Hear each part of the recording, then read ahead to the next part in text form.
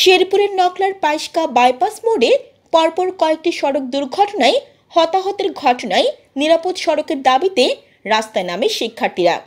সোমবার দুপুরে উপজেলা ছাত্র সমাজের আয়োজনে শহরের বিভিন্ন পয়েন্টে মানববন্ধন, শোভাযাত্রা ও সড়ক অবরোধ করেন তারা।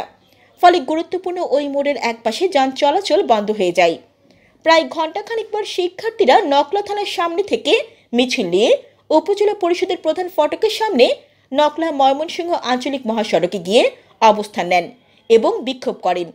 এই সময় বৈষম্য বিরোধী ছাত্র আন্দোলনের নেতা এস.এম. মাসুম, রায়ান আল মাহাদি অনন্ত, শিক্ষার্থী লিমন আহমেদ, মুকিত, সুমাইয়া, স্বপ্না, মেহেদি হাসান সহ উপজেলার বিভিন্ন শিক্ষা প্রতিষ্ঠানের শিক্ষার্থীরা অংশ নেন।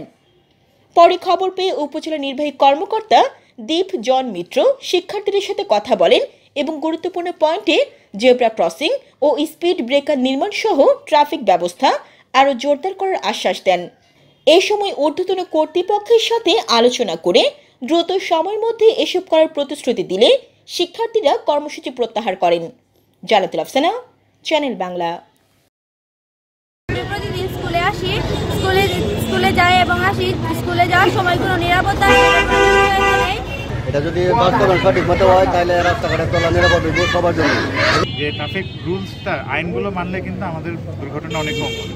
আর পাইশকার মোড়ে যেটা র্যাম্বল স্ট্রিপ, ওইটা আমি সেদিনকে এক্সিডেন্ট মোড়কে বলেছি দ্রুতই এটা ব্যবস্থা করবে। আর জেব্রা ক্রসিংয়ের পয়েন্টগুলো কোনগুলো মানে সব জায়গাতে দেওয়া সম্ভব হবে না, যেগুলো দরকার এটা একটু আপনি আমাকে বা আপনারা আমাকে একটু লিখিতভাবে দিলে আর আপনারা তাহলে এখন ইয়ে করেন।